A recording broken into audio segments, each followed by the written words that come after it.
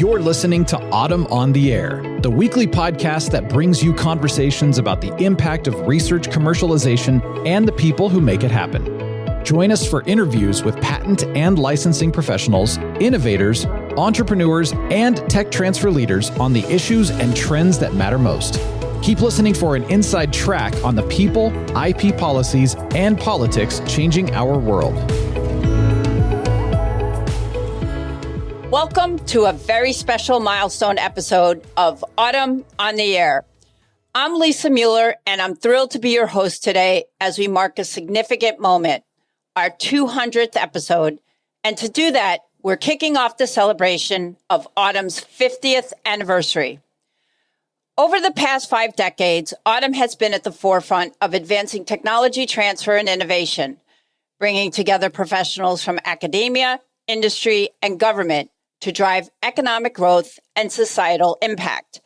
Today, we're going to reflect on the remarkable journey of Autumn, from its early beginnings to the influential organization it is today. Joining us for this very special episode are 2 distinguished guests who have played an integral role in shaping Autumn's history. Teri Willey, past president of Autumn in 1996, and Stephen Atkinson, a past president of SUPA, the precursor to Autumn, whose leadership paved the way for many of the organization's transformative initiatives. Welcome, Teri and Steve. I'm so excited to have you on the podcast today. Great to be here. Thank you. Well, it's truly an honor to have you both here to reflect on Autumn's journey over the years. So with that being said, I want to dive right into our conversation today about the history of the organization. And Steve, I thought I would start with you because I know you've worked extensively to help capture the early days of Autumn, including writing a robust history of SUPA and its transformation into Autumn. So can you give us some background on how SUPA was founded and some of its initial objectives? Sure. So the whole bunch, to me, a whole bunch of trends and forces kind of coalesced in order for us to decide to have SUPA and use it in all sorts of ways, which by the way, I would note worked very well. So I was going down memory lane about that era, and what I wanted to see if I could communicate is that in the 70s, there was a trend especially in government funding, which is that a lot of leaders were wondering about the usefulness of supporting basic research. And this was, this got to be quite sensitive in the academic enterprise, as you would expect. And one of the things I remembered is that I'm not remembering the exact year right now, but this is a little story that involves a senator from Wisconsin named William Proxmire, who was, by the way, stalked by Howard Bremer for decades. Who is he? But anyway, the thing that I remembered is that I used to watch federal funding a lot because I was in the research contracts office at Harvard. And one thing I read is that I read a piece that talked about how a couple of investigators, and I think they were at the University of Wisconsin, had written a grant proposal which got funded, and it was the subject was how and why people fall in love. Okay. So Senator Proxmire was, and this is NSF, by the way, which was it's odd, but was much more of a target in the political sphere than, for example, NIH. Anyway, he started grandstanding about this, and these 2 poor women who they did this very scholarly piece and so on and so forth. But then he awarded them the first of his Golden Fleece awards. And this was, a thing about fleecing the taxpayers to do frivolous things.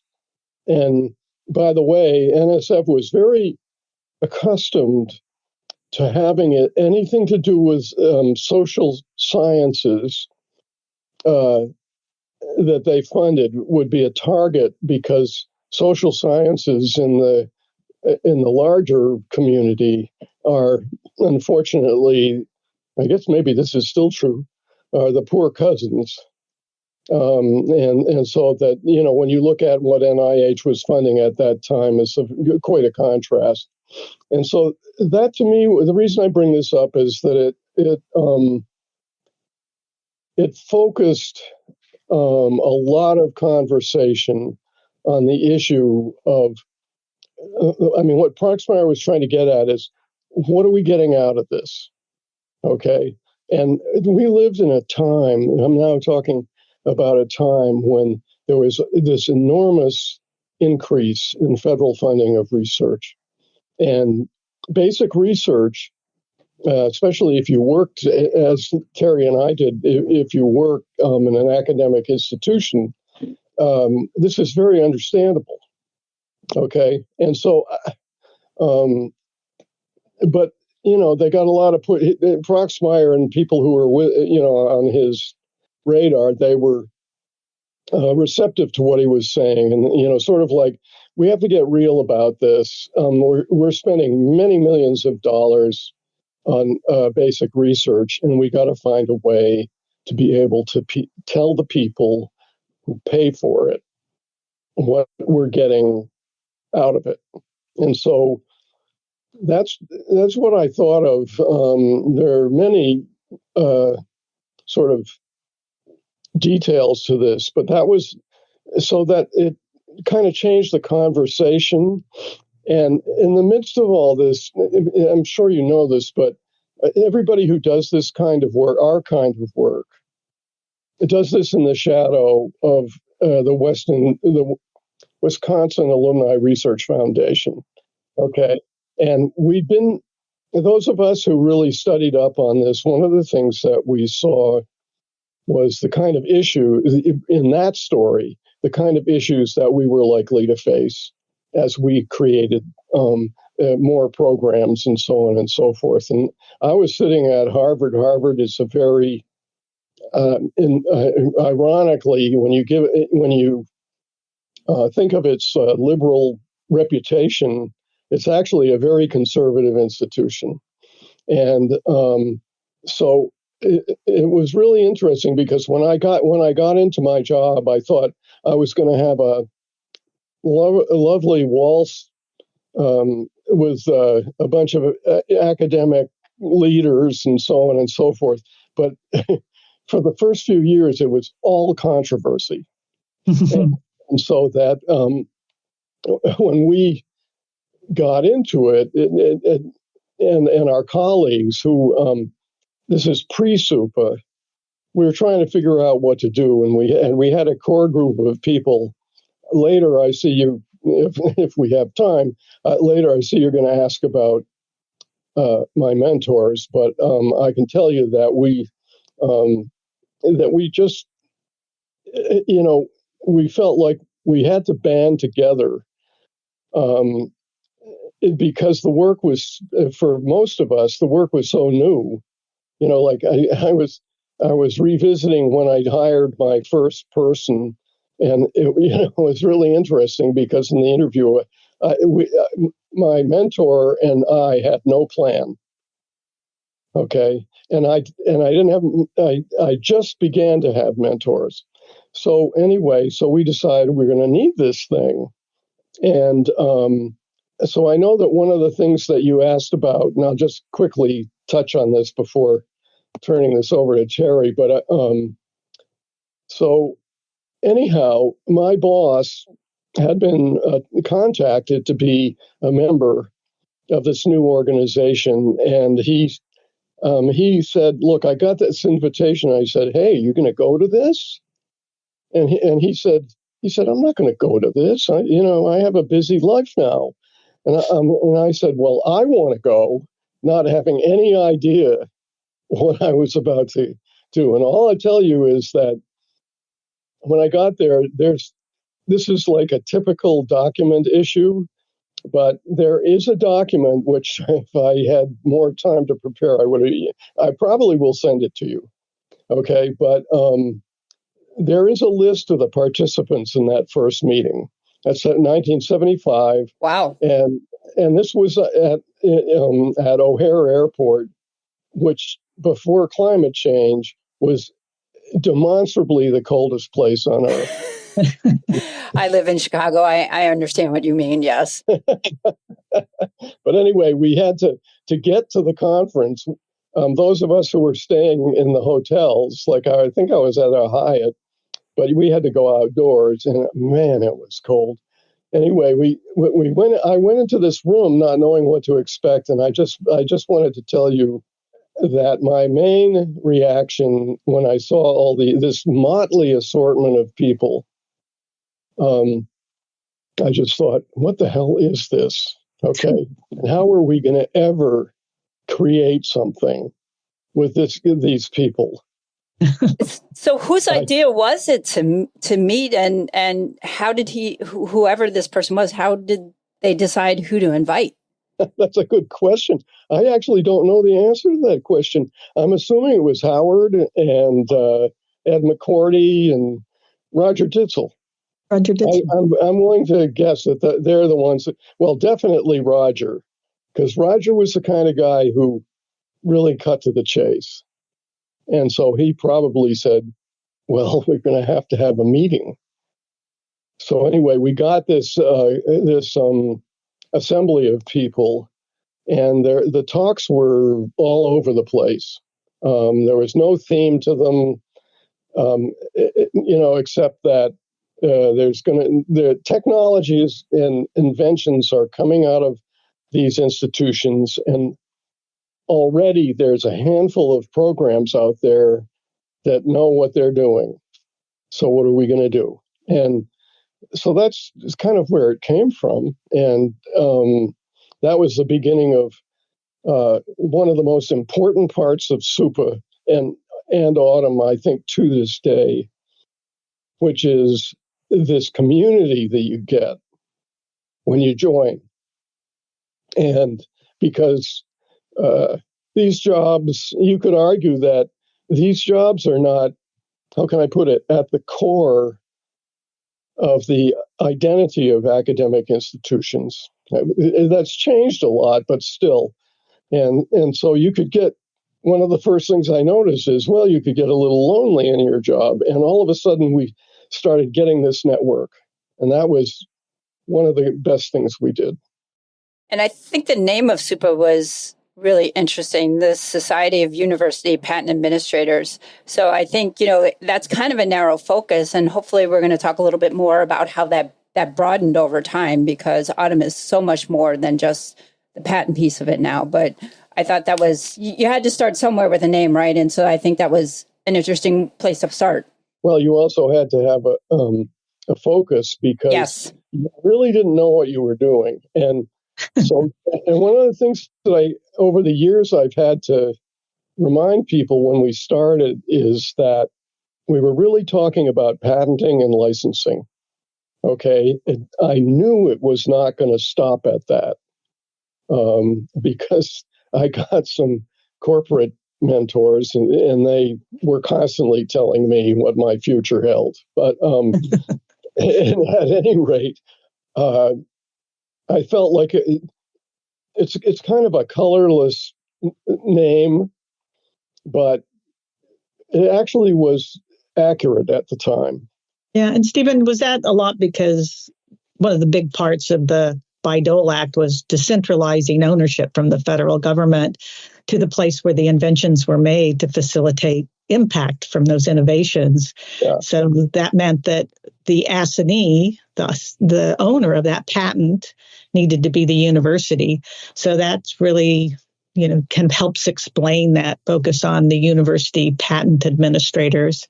Because otherwise, before then, you had to go on a case-by-case basis, patent-by-patent basis, and go to the federal government and ask for ownership. And there were a few institutions that were really good at doing that, like Wharf and like Purdue, and like where Roger was, and so it was really important. And also Stanford, yes. So well, you're really right about this, and I just that was one of the memory lanes I've been down since I got asked to do this. I just because I started when you still had to get waivers. Yeah. Oh, wow. Yeah. And I got to tell you that what a laborious experience dealing with bureaucrats who did not want to do this job. I can imagine. Yeah. I didn't understand why they were doing it. And of course, we had a great speech. We said, there's over 20,000, patents that you guys have rights to. They're not being used. You can't license them because you have a limitation that they can only be licensed non-exclusively, and so on and so forth. And our brethren in the government wasn't wasn't really happy to hear that kind of preaching from a bunch of administrators. Yeah. I would imagine. And I'm curious, since you both were involved, very early on, what were some of the biggest challenges that SUPA and AUTM faced at the beginning, and how did they overcome them? Well, one of the biggest challenges was we were completely invisible. And be careful what you wish for, right? Because we wanted people to know what we did and understood it, but that with that visibility comes other sorts of challenges. And I think there's that. And then Stephen started in 1974 with this. I joined SUPA in 1985, so right after the amendment to the Bayh-Dole Act. And one of the first challenges, and my first job in tech transfer was at Northwestern University, was that a lot of faculty weren't interested in commercializing inventions, and they felt like it might be something inappropriate to do. So it was kind of gently, person by person, talking about what's important to you in your research. Well, I want it to matter. Or one of the ways it could matter is if we take your innovations and partner with a company and see if they can't move it forward to develop a therapy for patients to meet unmet needs, or to improve this type of material development, which can make a difference in communications and telecom. And it was really a slow roll in that regard.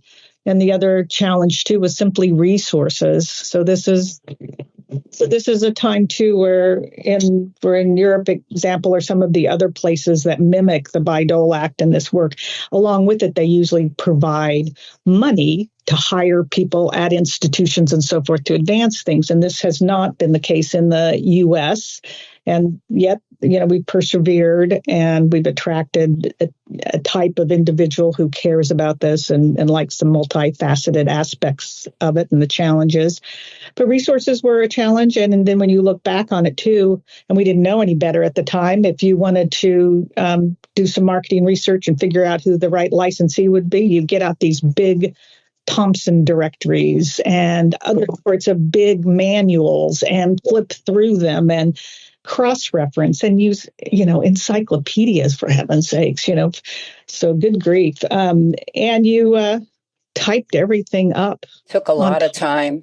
A lot of time. Yeah. We did have some word processors when, later in the 80s and things like that. But it was a very different kind of process. And you filed everything as paper. In fact, I learned the filing system from Marty Rackmiller, and it's a very was one of my important mentors, my first boss in tech transfer at Northwestern. And, it also, that shaped the way you thought about the cases from a commercial standpoint and a contract legal standpoint and an intellectual property, strategy standpoint, which is actually harder to visualize when you're an old brain like mine, when you're trying to look at everything online. So that'll be one of the biggest changes we'll talk about, too. But challenges were resources and just awareness. And I remember 80s, there was a technology access newsletter that Michael Oza wrote. And it may have been an article in around 89 or early 90s, but he did an article that was titled, "Does Your Mother Know What You Do for a Living?" And it was talking about this area of tech transfer, where that meant maybe that you were in charge of moving the computer monitors from, one office to another or something. So it was a really interesting time from that standpoint, but a very invigorating time because this work tended to attract people who were principle centered and, just needed to find matches for innovations and needed to support scientists in their endeavors. It's a really wonderful group of people to work with. So just a couple of points.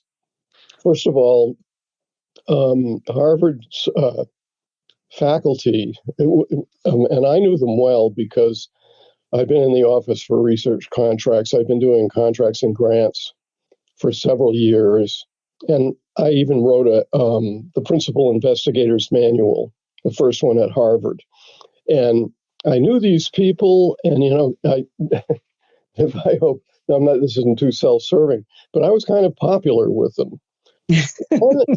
Then I came and said, I want to talk to you about inventions. And honest to God, some of them threw me out of their office. Oh, wow, really? Yeah, because they felt like we shouldn't be doing business with business, with the commercial sector. I can see that, yeah, sure. And especially when you're in a rich institution, why would we go through all this agony to do this? And the other thing I want to address is what Teri said about resources, which is that I don't know about you, Teri, but one of the things that I had not learned to ask, which is a basic principle of running one of these programs, is when you talk with your lawyers and you decide to go forward with something, make sure you ask them how much this is going to cost. And I'm telling you, our first bills, I just fell off my chair, how quick they were. Because you got to understand, like my salary, my salary when I started the program was $19,800, and I was all of a sudden I was getting these bills, and they were mine. I was approving them, and I was thinking somebody up the line is going to take me to task on this. Yeah, in case you both don't know, I'm a patent attorney. So anyway, we'll move on from that. Awesome. Anyway, but Teri, moving on, I wanted to ask you, how did the name change from SUPA to AUTM reflect some of the broader shifts in the profession? And what impact did that have on the organization's identity and mission? I think it was an important shift because it raised the discussion. Why did you change your team name? It's because intellectual property is critical but not sufficient. You also have to be able to manage intellectual property, which is an asset, in a way where you can capture its value. And so we've settled on this name of management. And it means not just managing a great patent portfolio and having a good patent strategy and being able to plan for the resources to execute on that, but to be able to be savvy about business development and who the potential partners will be, and to be current on best practice and terms and how you negotiate those agreements, and not just getting them done, but then once they're done, you're in this business for the life of the patents or longer, which can be a 20-year life cycle. So how do you manage those assets over time and provide for continuity? So really, it was really important. And in fact, a little after the time of the name change, and we were really trying to say, if we could focus on one thing, what would it be? And it would be the execution of excellent, partnership and license agreements. And so we had these T-shirts that said, just sign the agreement and no one gets hurt. And it partly to raise, to ask, get people to ask you about it and so forth. And I think the other T-shirt circulating around the time was, I'm in the AUTM band, ask me when I slept last and why I bothered. Do you remember that one, Stephen? Yes. So I hatched the idea of changing the name. And the first thing I thought is that it didn't literally describe what we were doing.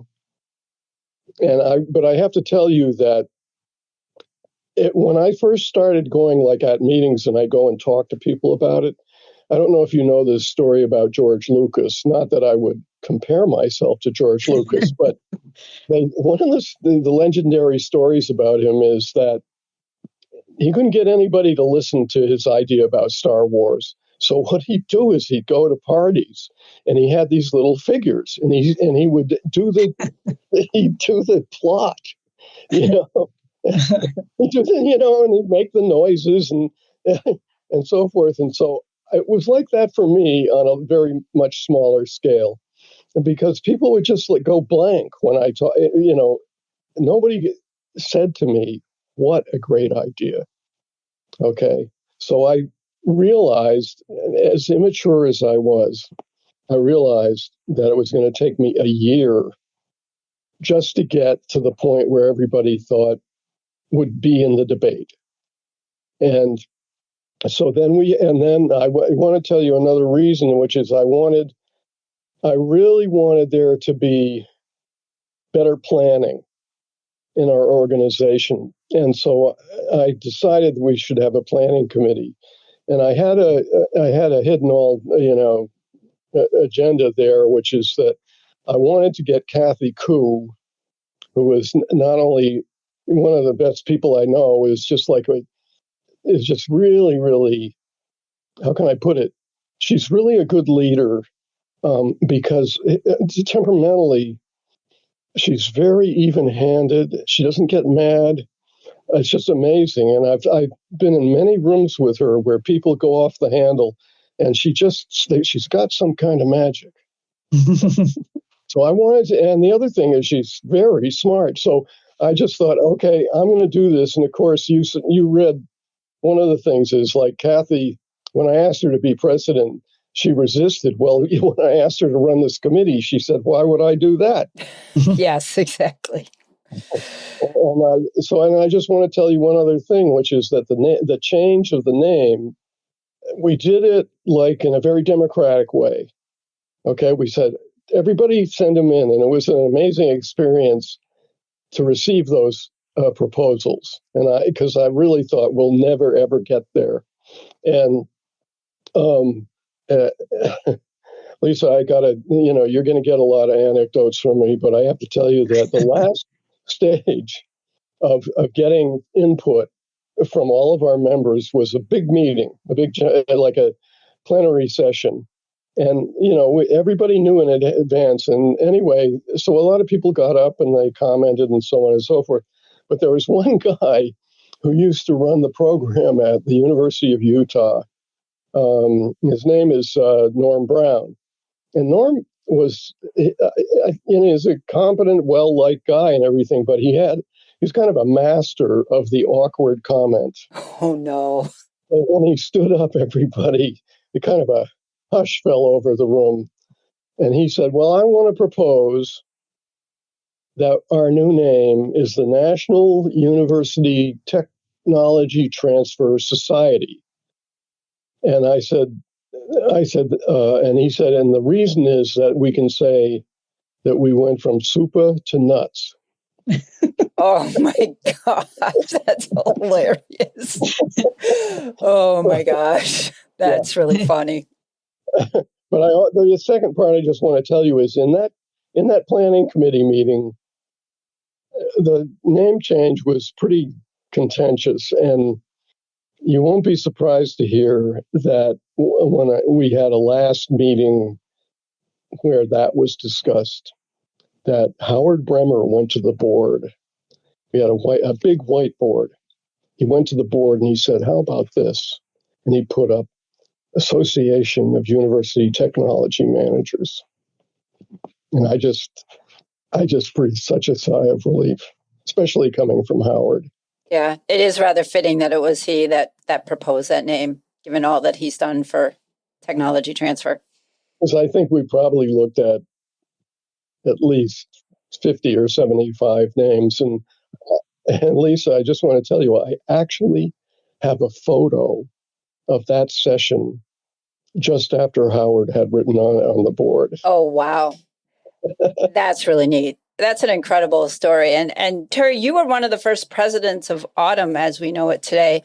Could you share some of the pivotal moments during your tenure that helped the organization become what it is today? Yeah, sure. I was an early president, and when you were president back then in the 90s, it was kind of a 3-year commitment because you were president-elect, current president, which I was in 96, and then past president, so that there was, it was set up to provide continuity and so forth. And I think one of the changes that we were working with, or one of the evolutions that we were working with around that time, was moving from the current governance structure that we had started with, which was really an excellent governance structure for a new professional society, and moving to kind of the next level with that, where based on the work of Stephen and his group, we were on the, heading that direction to have a different type of board with more board members, moving from a point where everybody on the board was doing the operating work to enlisting more people in committees and so forth. We carried out some strategic planning at that time as well. And I remember Howard being involved in that too, where we had a series of questions to ask ourselves, as you do in strategic planning, divided up into groups, went into different rooms, and we all came back and everybody put the same thing on the board, which was amazing. And I just still remember that very vividly. So really, just kind of bringing up the structure. The other things that I remember that, continue to be issues in a different form were the constituent, what does the membership look like? And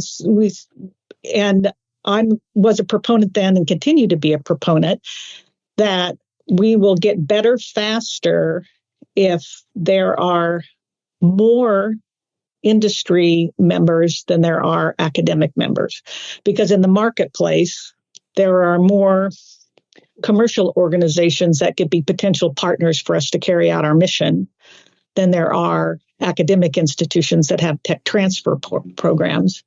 And if we are doing our continuing education and professional development together, then it means we're solving the problems together, and we're going to, we're going to do better with those transactions.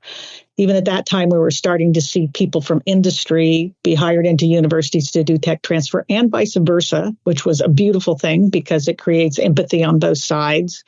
And that's very, very important. So that was going on. And there were some really heated discussions about whether the membership should only be university members. And we still have those discussions back and forth regarding the industries or affiliates or not. What role do they play in professional development?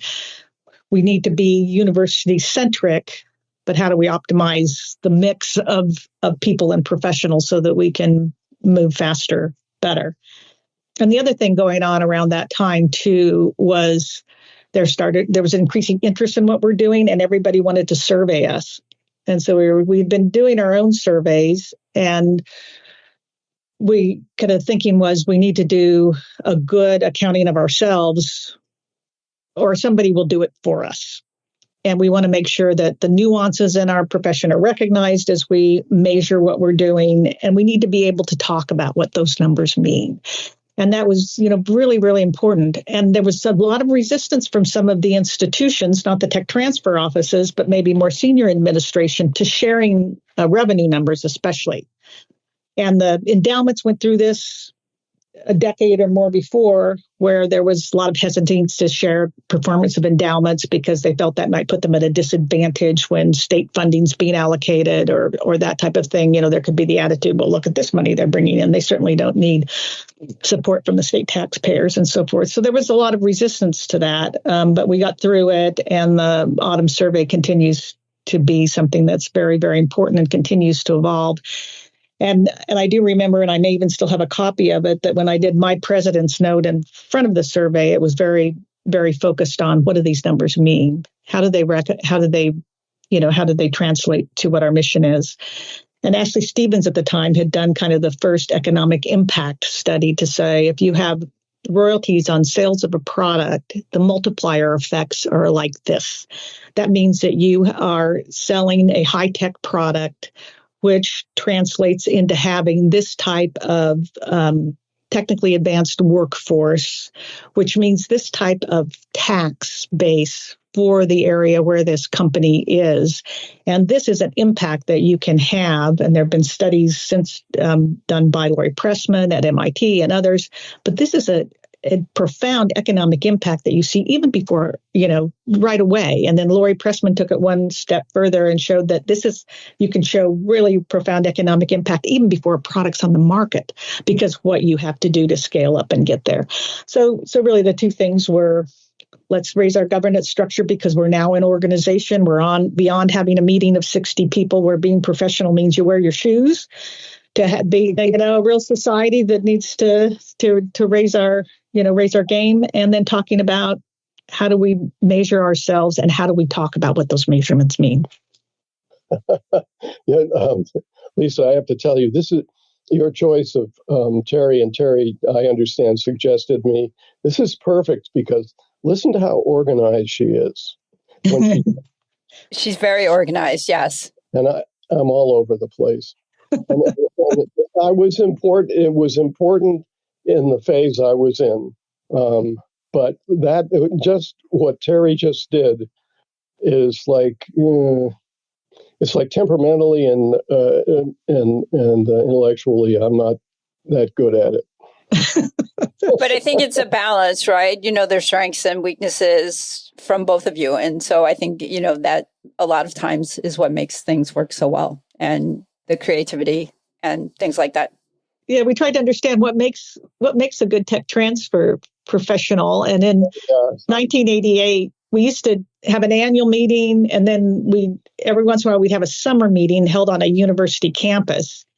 And when I was at Northwestern, we had that on the Northwestern campus, and my boss, Marty Rackmiller, was very involved in the organization. And so it was fun. And we hired a psychologist to meet with us. Do you remember this, Stephen? I still have the chart, the map that I made. I think I do, because we had to do a timeline in maps of our careers. Oh, wow. Not only historical, but where they were going. Yeah, and it was kind of in what were the inflection points, and let's talk about those. So we gathered people who were, leaders in the field to talk about those types of things. And the objective was try to figure out what are the characteristics of people who are good at this and having an impact on society, and where will we find them? But let's first try to understand what they look like and what they're like, so we know where to look. And it was really interesting. And, it's probably not a common educational background or professional background. It's more a personality or neurosis that needs to be there to work in this field well. Having done 200, almost 200 podcasts now, I can say, having talked to people across a lot of tech transfer offices, you get a wide range of backgrounds. And I think you're spot on that, Teri, because there's like Leslie Miller Nicholson up at MIT, who has a background, I believe it's in physical education. And then Almisha Campbell, who was just the immediate past Autumn chair, who also doesn't have a scientific background. But then you have other people highly technical background. So I do think there is something that it's not so much your background, but more about a certain type of personality. Yeah, and but I would offer one generalization, but I don't know how much it applies now. But I feel like the common thing is that, first of all, you're looking for unusual people, and they're hybrids. Okay, which is that they're on both sides of the profit part of the world and the public service part of the world, and those people are hard to find. I've thought a lot about it, and boy, let me tell you that one of the things that got difficult for me as we went along, because both of us were doing this during a time of enormous technological advances, and then the beginning of the startup culture and so on and so forth. And it's the nature of the work, at least for me, is it gets hard sometimes to help people to get rich and not having a chance to get rich also. And that's why you have to have those two strands. Yeah, and it's really this that you're willing to embrace acting at the interface of not-for-profit and for-profit worlds, not expecting either one to compromise too much, because then it's just not sustainable. And it's a bit of a paradox, and you've got to be able to embrace that, and you have to like complexity. And I think one of the things that Stephen brought to my awareness as a friend and a mentor was that some of us need complexity in our work life so that we don't have to have it in our personal life. Having a complex day-to-day job probably keeps us out of trouble. So, a couple of things about that. Teri's very coherent summary is that Nils Reimers is one of my mentors, and one of the things that Nils. So when we started putting together SUPA, he said, I don't think that we need a professional association for universities. Okay. And then he said, then what happened, and this is not, I'm expressing Nils' point of view. So then we started going, and with new ideas, we started having more members from industry, right? And so then Neil started reminding me almost every time I saw him. He said, LES started as a university organization. And so that amongst the people amongst my circle of professional friends and everything, there's always this sort of slight nervousness about getting taken over. So I wanted to ask the two of you about some of the recasting of SUPA's bylaws that happened, I think, Steve, during your presidency. And then there was also some membership audits that took place as well. So a lot of change happened in a short amount of time. Tell us a little bit about some of that change with the recasting of the bylaws and then, the membership audit, which followed after that. You saw my summary, but one thing that I really wanted was that I didn't feel like our committees did very much, and I wanted to use the change in the bylaws to force that issue. We weren't that, how can I put it, we weren't that successful, but at least we got that idea on the table. And that meant, that people who ran committees, that they were glad that they're running them, and that they maybe even had a competitive streak compared to their colleagues. Yeah, and Teri, how do you think things like the membership audit help shape the organization's identity and help to foster a more professionalized approach to tech transfer? I think anytime you've got a group of people and you're trying to support them in their professional development and their work, you want to know what they need. And I think one of the things that's interesting is that as Steve was bringing this group forward, and when I got involved, a lot of the need was to be able to validate each other's existence, because often they were one or two person offenses. As Steve said, in organizations that, you're a bit of an oddball. So validation was important. The other thing was to be able to compare work, to say, have you done this before? I'm coming up with a situation in this license agreement where it'd be great to have a model as the way to do it. And from that evolved this, again, a manual on, here are some good examples of basic confidentiality agreements, material transfer agreements, other tech transfer enabling agreements, license agreements, software agreements, information licenses, and so forth. And that was really, really important to these lean programs being able to work more effectively. And I think as the organization grows, what we're hearing is like, I need help in managing up to the president of my institution, or if I'm not the, chief innovation officer, which is a new animal as well in our professions, then how do I make sure that I am managing up in a way so they understand the role of this organization in the university, how we contribute to mission, and why we need the resources we need. So it's the shift from very operational, making sure how do we do best with compliance with the federal government, with our sponsored research group, to really how do we enhance our existence appropriately within our institutions and the world. It's the right progression. So how do you think AUTM can continue to foster greater participation and collaboration amongst its members? I know they're going through another audit now, from what I understand. And so it's really, really important. And I just participated, as president back in the mid-90s. I was on the board of AUTM 91 to 98. And then I went back on the board 2014 to 16 when they were going through their next reorganization.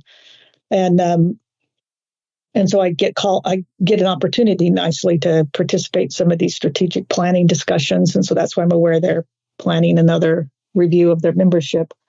But I think the big issues, in my opinion, are continuing to preserve the Bayh-Dole Act, being prepared for how universities will manage things if they're not successful in doing that, which is really important from the standpoint of really understanding the impact of some of the changes that are being proposed and being prepared for those, and by understanding them, actually full circle being able to support continuing validity of that really important bipartisan legislation. The other thing is really being prepared for how you leverage AI in managing these things on so many levels. And it is daunting and it is amazing.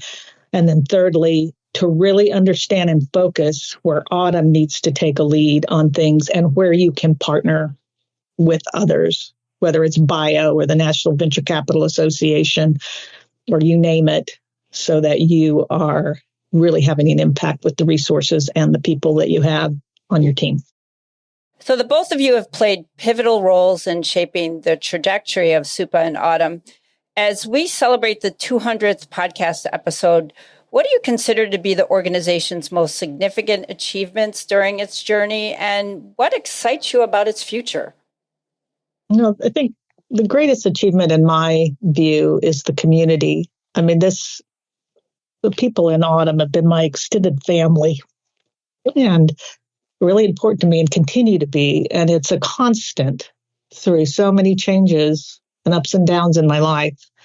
And they are a community of principle-centered, mission-oriented, incredibly smart and resourceful individuals. And and that just means the world to me. And if as you go through strategic planning and say, what do we preserve and what do we change at the core, I think there's that community. And so that's the answer to both the achievement to date and the future. I'm going to add one general thing, which is that any product that has made it to the marketplace and especially has benefited the public, I think is a tremendous accomplishment. Having been, I worked in a biotech that then got acquired by Sanofi, and so just trying to take something from point A to never mind Z, to B is so hard. It's just so hard to do. The other thing I wanted to just add here is it's very interesting for me, as always, to listen to Teri talk. But I have an interesting life right now in regard to today's subject, which is that you have to understand I have a BA, which means that it's kind of like a high school degree these days, especially if you are a member of AUTM. And so one of the things that and I'm also in Boston, Cambridge. So I got to a point where I became the old guard, which was a very traumatic experience for me. But one of the things that I've wanted to do for years, I'm working on. Okay, and it's you've seen part of it. It's like that that I'm trying to write something that is a combination memoir and also history, and it just and that's so I said to myself, instead of trying to get some kind of job in biotech, I'm going to be my own boss, which means I'm going to have a very difficult employee. But what am I going to do? And so I assign myself two things. One is the project I just described to you. And I've got, like 75,000 words. I've been working on it for, I don't know how many years, 5 years maybe. And the other thing, because I felt like I had to learn something really new, and this is just a side story, is I'm rehabbing a guitar of mine that's a vintage guitar that got badly damaged in a flood. And so I've gone into the world of lutherie, and I don't know if I'm going to get out alive, because you're talking about people who are so exacting and so OCD. But anyway, so I'm writing this thing, and one of the things that I don't even know how to think about it, but so I'm spending a lot of time in the past, and it's digging around, and Teri knows this, but everybody who knows me knows this about me. I never throw anything away. So you can't believe the stuff that I have. It's just like that photo that I told you about at the planning committee meeting, and so I have. It's like, when you're in a lawsuit and you go in the room and there are bankers' boxes all around the walls. You must, given your profession. I've been an expert in a bunch of cases, and I'm always staggered by the boxes. I have those boxes, and it's like, I don't know if they're my friends or not. That's the question. And I feel very privileged, and I think it temperamentally for me, I feel very privileged that I found something in my career that was right for me, in the sense that I'm really good at the beginning of things, and like kind of breaking rules and so on and so forth. But the stuff that when I listen to Teri talk, I just go, man, this is so overwhelming to have that much cohesiveness in your mind. Wow. Well, I end up talking about this stuff a lot. And, just to your point of the importance that these ideas actually reach the public and to people is critical. And it does take this community to do that, because it takes a long time. And the idea has to be propped up along the way. And, I'm just thinking about my first job in tech transfer at Northwestern, where I met Rick Silverman, who's the inventor of pregabalin, which is Lyrica. And and so I filed the invention disclosures and helped the patent applications get started. Linda Kawano picked up from there and managed the license agreements, and on and on. And then it was a critically successful therapeutic for so many people, and continues to be. And Rick is emeritus, but he started another company based on his chemical innovations to treat alls, and we're back in touch. But it takes so many people along the way. It takes so long that community is critical, or we don't have the team it takes over 20 years to make it happen. So I just want to tell you, you get one final story from me. So I consulted for an extended period for the Broad Institute in Cambridge, which is still actually headed by Eric Lander. So when he's a very intimidating guy, And so you have to go. Fortunately, all my high-profile Harvard people prepared me for going in and talking with him. Okay. So he said, the one thing he said to me in my first interview is, he says, if you want to do this, then you have to want to change the world. And I suppressed what I was about to say, which is, I've already changed the world once. But anyway, and then he said, the one thing is that we're having complete freedom to publish, and we're not patent oriented and so forth.